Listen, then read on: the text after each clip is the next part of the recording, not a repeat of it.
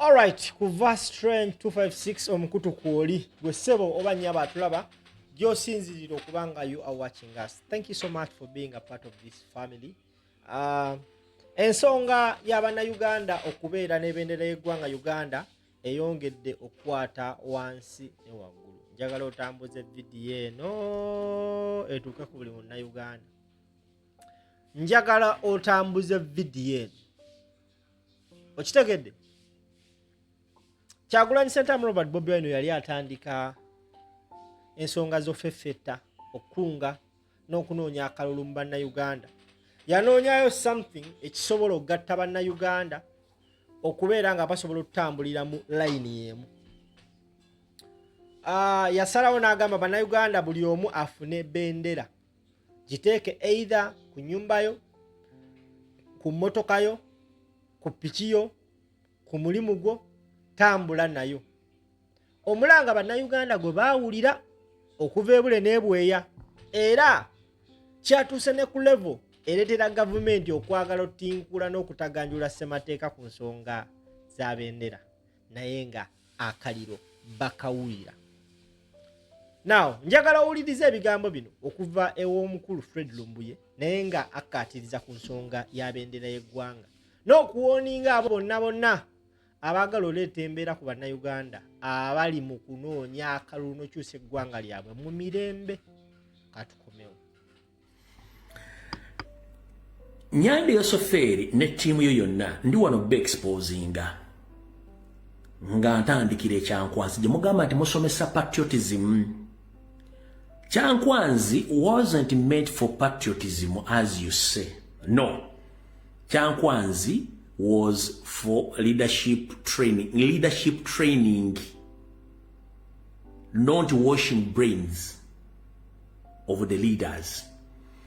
Kyankwanzi eno yatandikibwa mu 1997 omugenzi Idi Amin Dada nga omugaso gwayo gwali gwa kusomesa buli muntu yenna yawubanga office mu gavumenti under Minister of Public Service ng'ekimutwalayo kumusomesa kutegeera mateeka n'ebiragiro ebikwatagana ku mpeereza n'obuweereza okuva mu gavumenti okutuuka ku bantu nga tayawuddeemu ggwanga, tayawuddeemu kitundu kyonna kya ggwanga.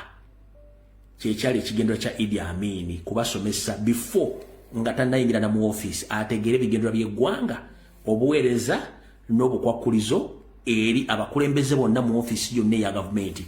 Idi Amin kyekyamuterawo Kyankwanzi. Yensonga lwaki Idi Amin ataasoma teyaleka bbanja lyonna nga libanjibwa Uganda. Yensonga lwaki Idi Amin ataasoma yazimba amasomero, yazimba enguudo, yazimba amalwaliro, n'ateekawo kitongole ky'ennyonyi ne kitambula bulungi, yaleka tewali kintu kyonna kibanjibwa Uganda. Era mu mwatinkula entalo ne mulemesa okufuga eggwanga eryo. Kati ye nga Museveni n'obuyaaye bwe kye yakola oluvannyuma lw'okuwamba mu 1996, Kyankwanzi eno mu 1990 n'agifuula by'engendo bagamba mubiwulire bulungi nnyo. But Museveni, after winning the war in 1986, in the 90s, Museveni turned Kyankwanzi into NRM cadres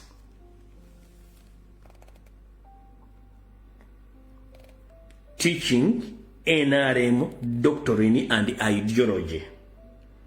In 1990, Museveni turned Kyankwanzi into an NRM cadres teachings and doctrines over ideologies. Museveni awalikuwa mukyenda yaddira essomero Amin yateekawo ery'Ekyankwanzi okusomesezaamu abakulembeze empeereza, ye n'alifuula essomero ery'okusomesezaamu bakkaada ba NRM ebikwata ku nkola ya NRM n'ebirowoozo byayo, era kyebadde bakola ebbanga lyonna. Tugenze mu maaso. Era Kyankwanzi bakola kye bayita mobilization of supporting NRM. because Museveni wanted all Ugandans to support one party, that is NRM.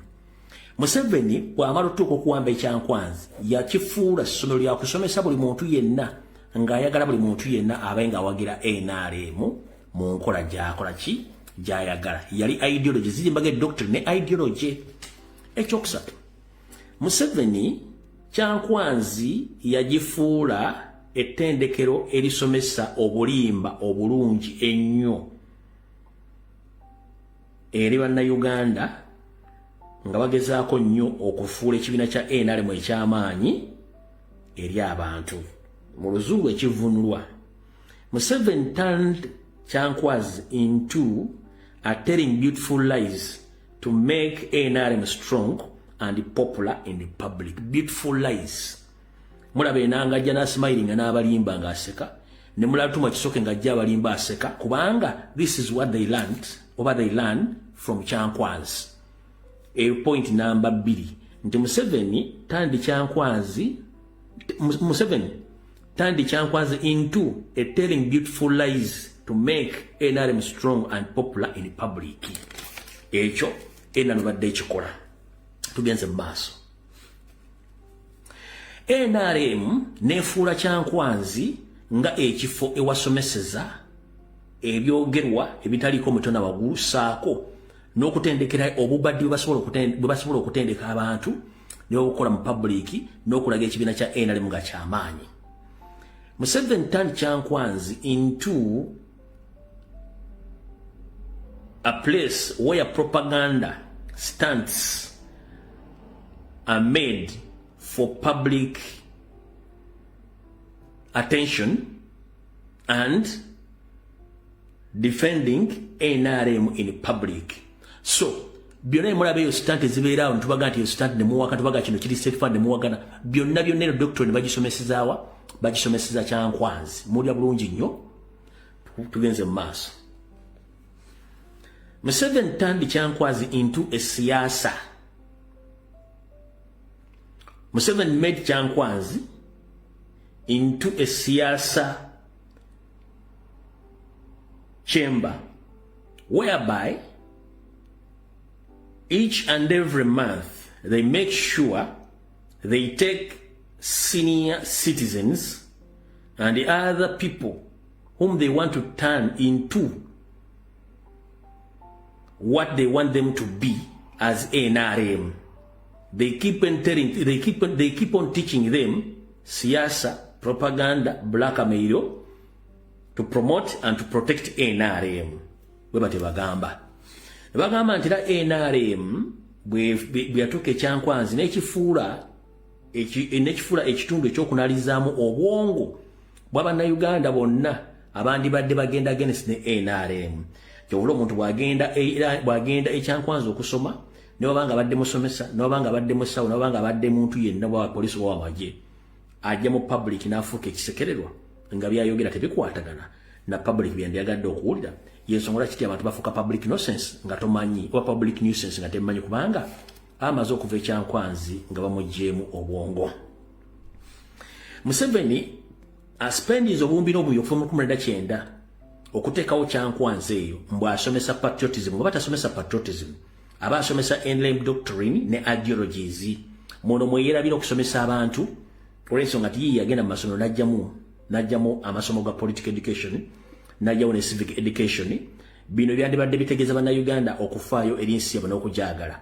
Kati olwali Kyagulanyi bwe yazze n'ayagalisa Bannayuganda ensi yaabwe n'atuuka okubasomesa okwagala Bendewera n'okugirako omukwano, ate kyagenza against Museveni's will kyalina okusomesa Kyankwanzi ate Kyagulanyi akisomeseza mu public abantu ne bakigula ne baagala ensi yaabwe. Kati ate alina okugenda against nakyo olw'ensonga kiba kimulya. Yensonga lwaki baleese oyo mukyala Helen Segu oba ye Segu kubanga nkimanyi abakazi bonna bali mu NRM bafuuka ba Segu. Ajje agambe nti enkozesa Bendewera enfu mbu kubanga abantu tebakisomesa Kyankwanzi olw'ensonga nti baali basomesa kintu kimu kya NRM. Kati bwe kyabalidde yensonga lwaki batandise okukwata abantu nga bakwata mbu bakozesa Bendewera naye nga ate tewali tteeka lyonna lirambikibwa mu ggwanga nti Bendewera bwe gikozesezza bwoti kiba kibi era olina okumala okusaba olukusa okugikoza ekitali mu mateeka. Kati munnange mutegedde bulungi nnyo ebintu ebyo bitegedde bulungi nnyo byebyo. Kati malo bitegeera katudde wano kuba tukwata omu ku omu. Akawungeezi kajjo katusooka tuzanye kino ekifaananyi abaana batadde mu video bungi. Tusomesa emitendera gya flaga nga tugamba nti flaga talina kukubibwa nkuba. Eyo rule 1. Rule 2 flaga oba ogiteekayo gikubira salute. Rule 3 flaga tesula bweru. Rule 4 tomalaga giteeka ku butiti ky'obutategerekeka. Rule 4 tomalaga beera buli wamu yakujaajamya. Kati ekyo mukitegedde. Kati bano basajja basanze basajja ba NRM buli gwe basanga nga wa aina bendera mu Uganda bagimojjako bamalikiza mutwala ku police. Bala basajja kati batandise fujjo ono basanze gayi wa tukutuku nga asibyeko bendera bamukwata ekiro bali balamutwala ku police mujjako tukutuku lye.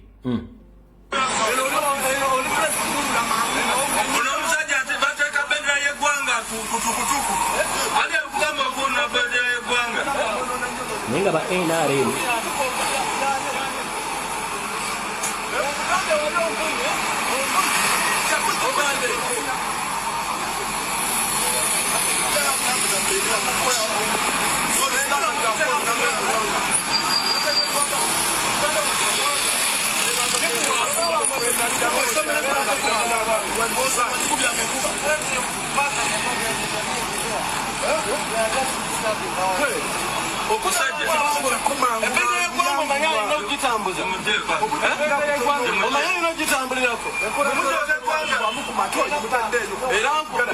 Beno tujitwale ku police ngere nayo uganda tujitwale tukutuku yenye no tujja kwa direko bendera muleka gende benda mukujikwa bendera respect nawe kati bowulira olulimi lwogera era baseera account educated cow be balimu n'agamba nti omanye alina okutambulira ku bendewera eyo kyokka emmotoka ze bavuga wansi ku number plate kuliko bendera ya Uganda.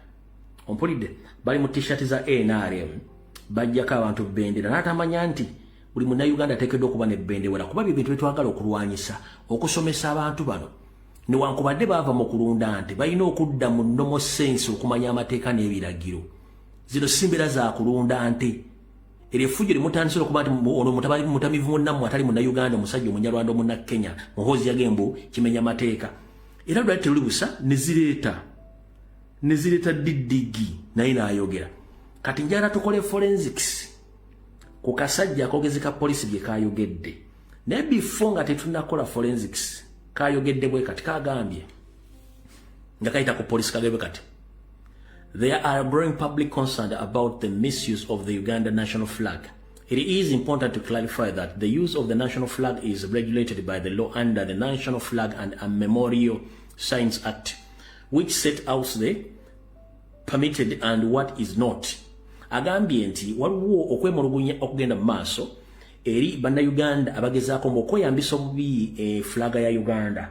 Mukyandibadde kirungi nnyo ya polisi nevayo netegeeza engeri flaga ya Uganda gyerina okukwatibwamu okusinziira mu tteeka lye bayita Flag and Memorial Signs Act era mbu lyateekebwawo lirina okuwa omuntu olukusa okweyambisa flaga ya Uganda.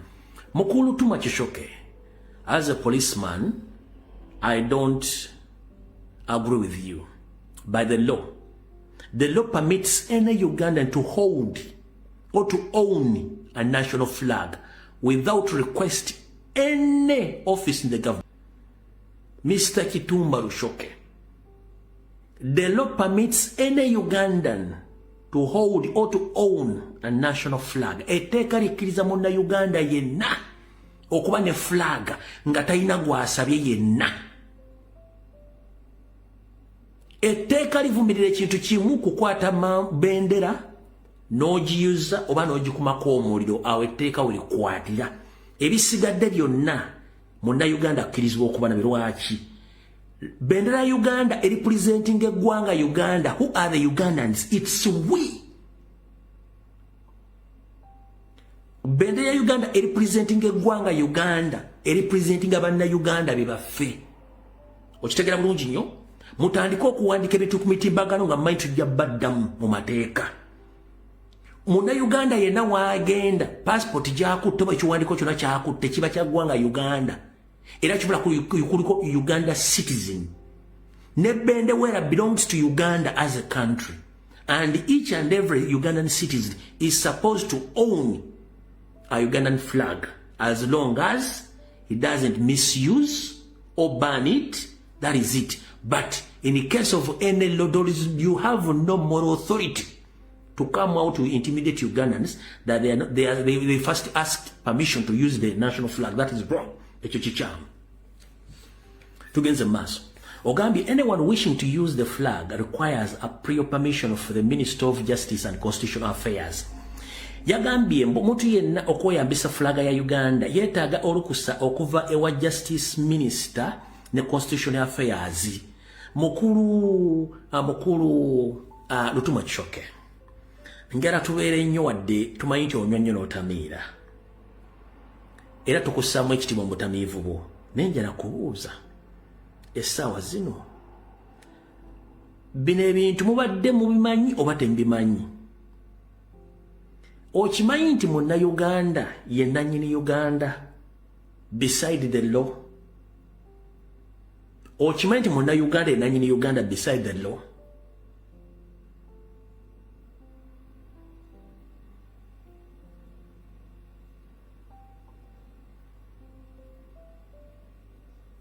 Njagala tuleetere article esoma nti munna Uganda yenna alina okufuna permission okuva Minister wa gundi, Minister of Justice and Constitutional Affairs okweyambisa flag otuleetere ko iteeka olete mu parliament olisomera abantu mu public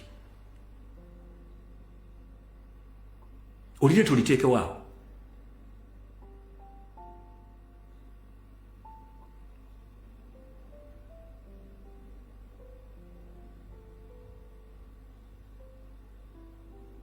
Ero tuleetere permits zonna njagala tuleetere permits zonna zemwa wa government entities oba government structures gezaawo okukozesa ambulela y'eggwanga eyo flaga y'eggwanga ozituleetere. Njala kugamba kendeeza obusiru bwe capital ina munja tajja kuggwako. Tugenze mu maaso. The law specifically prohibited any person from using the national flag or memorial signs in connection with or in any way that may mislead the public into believing that such use is officially authorized without minister's consent. Mukulu, njala soka kutegeeza. As it stands right now, that any Ugandan has a right not to purchase or to put Museveni's portrait in his home. It also applies to national flag. You understand? Buli munna Uganda waddembo okukwata flag n'agiteeka ku ddinisa lye, ku dduuka lye, ku office ye, nga bwe kiteekakata ku munna Uganda kukwata kifaananyi kya Museveni kiteeka mu maka ge. Soko tuleeteekereraga nti ekifaananyi Museveni kirina okubeera mu buli maka g'omuntu oba mu office yonna nti etteeka bwe kitabaamu office eba teri legit. Niwe basajja mmwe nga mutuswazizza nnyo. Kansoke mbuuze, before Robert Kyagulanyi Ssentamu mwali luddawo butabuulira abantu bintu bino bwebanga byaliyo. Mwali tusooka tugendako mu reality. Singa si Robert Kyagulanyi Ssentamu mwandibadde bintu bino abantu babitegeera. Naawe kennyini otegedde omugaso gwa fulaga ku Kyagulanyi Ssentamu kubanga ogyogeddeko. Before badde togimanyi na mugaso gwayo. Kati twagala tuteekewo kale. Njagala tubuulire waliwo task force yonna ng'ekwatisa bendera ya Uganda. Nga bwe tulina Uganda Revenue Enforcement, bwe tulina Drug Enforcement, between enforcement obukolemi waliwo enforcement ekwatise etteeka erya flaga. Gwe kennyini oyambadde Uganda police uniform kuliko badge ya Uganda, but you are lying to the public, so you are misusing the Uganda flag and the police uniform. Oyambadde uniform eriko Uganda flag nengo olimba oyogere bichamu kitegeza you are misusing the uniform as well the Ugandan flag.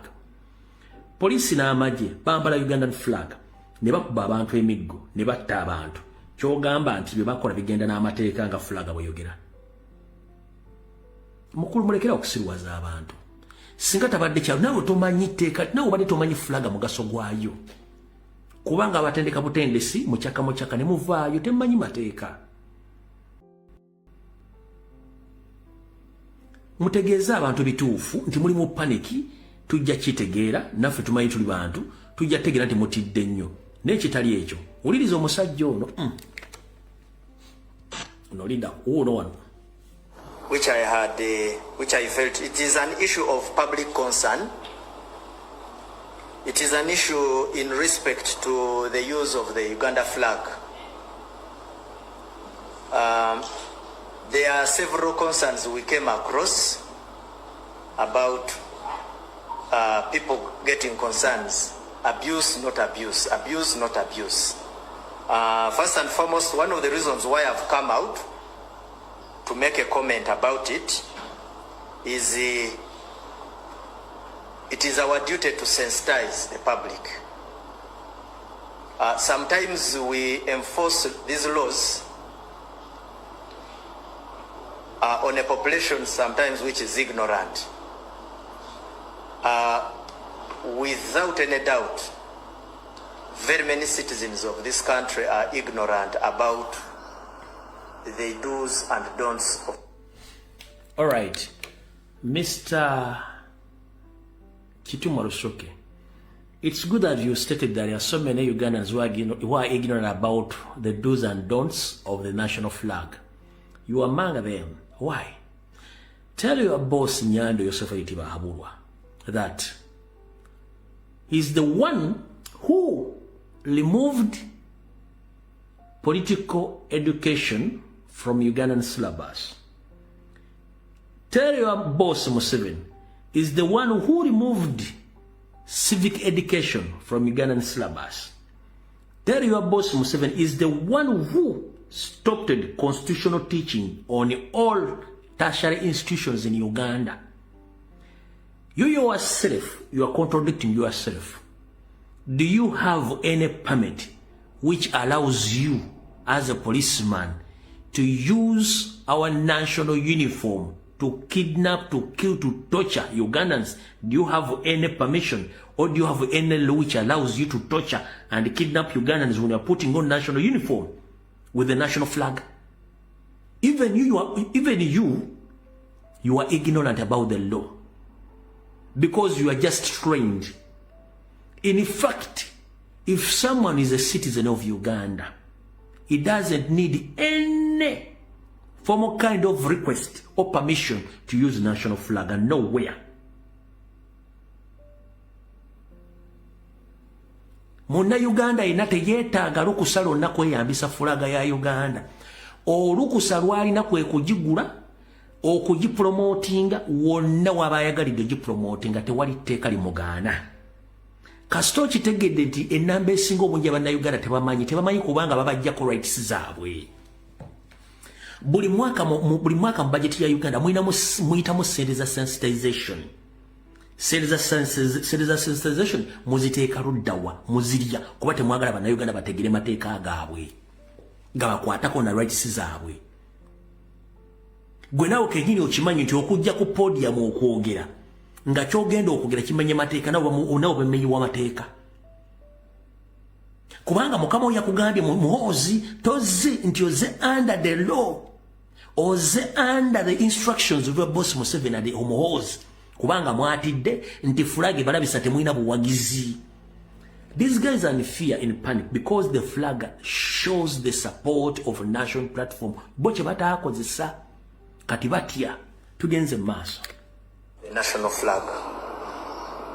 So it is also not very prudent as the enforcement bodies to emphasize simply enforcement, to look out for that person who has transgressed against the law.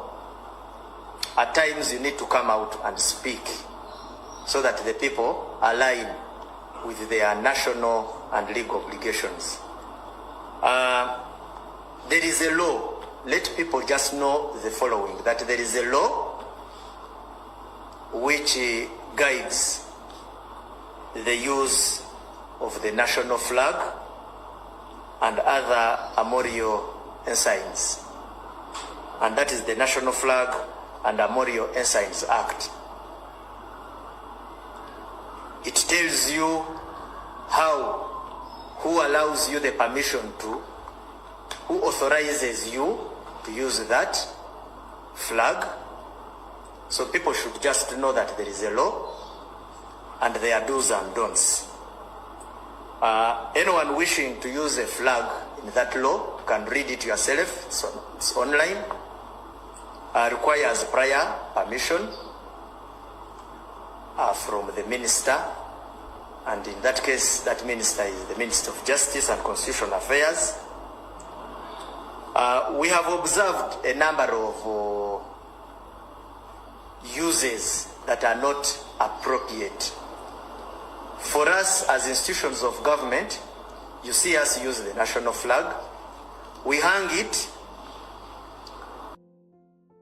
Government working hours ziba ziweddeko. Nga the only sign to show that the office are closed kwe kujja bendere eyo kujija ewansi. Okulaga abantu nti office nzigale. Kyatasobola kuba nnyonnyolo ono lushoke. Nkiddamu government offices okuteeka bendera wansi akawungeezi kiba kiraga nti services balina okuledalinga public ziwedde buweddeyo nsobola giba gijja akawungeezi. So sinti teeka weriri pandikire balina gijja akawungeezi. No, kubanga bano abasajja basiru.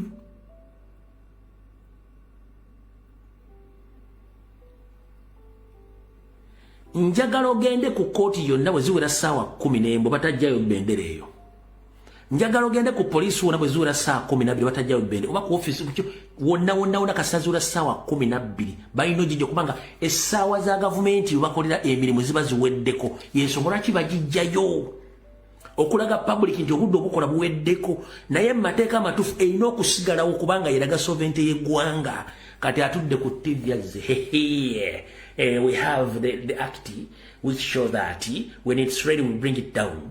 In the evening we'll bring the kubanga tumanyi mateeka mwayonka nte ne mulya n'obusa bwazo.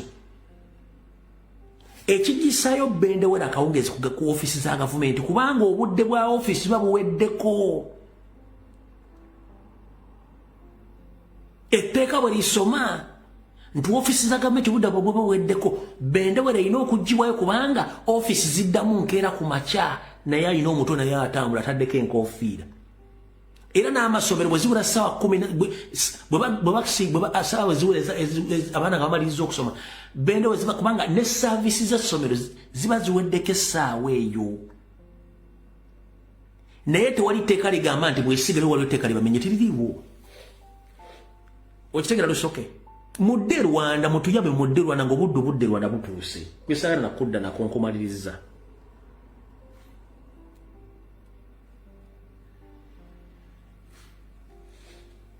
Nkumaliriza kati mukulu Tumba Kishoke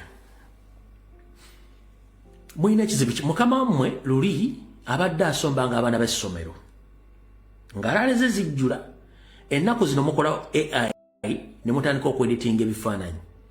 Wabula twafuna obujulizi mu West Nile ne mu North Museveni bwe yaliyo ng'ate mmwe mukama wammwe yakwata bendera y'eggwanga ne bateekamu ekifaananyi kyewaka ne bajjamu crested crane. Ekintu ekyo nga tewakyogerako. Bwe mba musooka okukwata mukwata aba NRM. They made a mistake which is unconstitutional. Baakwata flaga y'eggwanga nga Museveni ali mu West Nile ne mu Northern Uganda ne mujjamu crested crane wakati ne muteekamu Nyandwe. Temulaba nti ekyo kyali against the law nga muti mwakyogerako goyinza ogwa omusajja akola propaganda ne photoshop bano baganda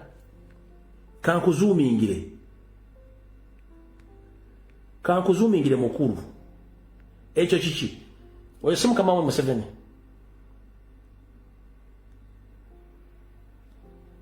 oyo si mukama we Museveni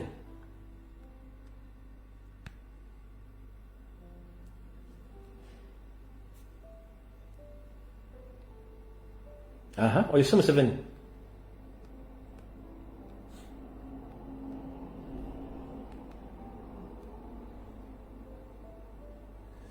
oyo si Museveni kansoke nkendeza ekitangala ndowooza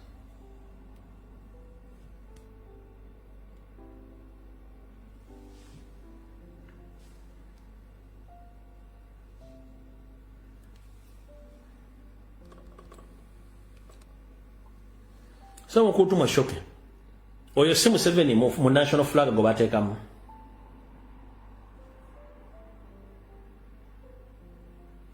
oyo si Museveni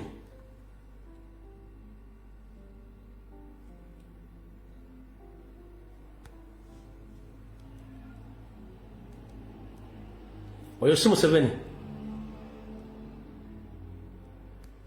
kanfune clear view one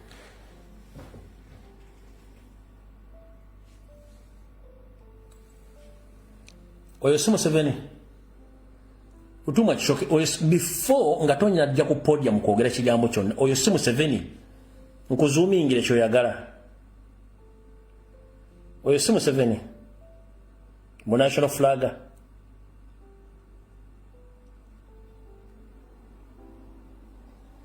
ani a misusing a national flag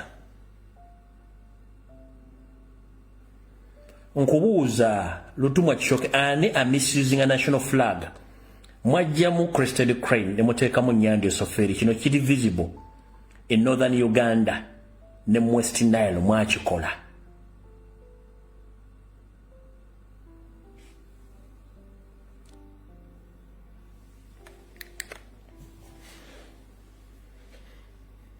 Lutuma Kishoke ngenda basa abana Uganda mwenna muzeeyo social media platforms za muddeyo mukebere mwakayivuza temubijjayo temugeze ena mutemujjayo bifaananyi bino mudemu mulayo campaign za Museveni mu West Nile ne mu Northern Uganda ebifaananyi bino gye biri nga bakutte bendeweera nga mulimu ekifaananyi kya Museveni wakati temubidiritinga yo kati gwe ereni segu Lutuma Kishoke mujje munnyonnyole Lushoke jangu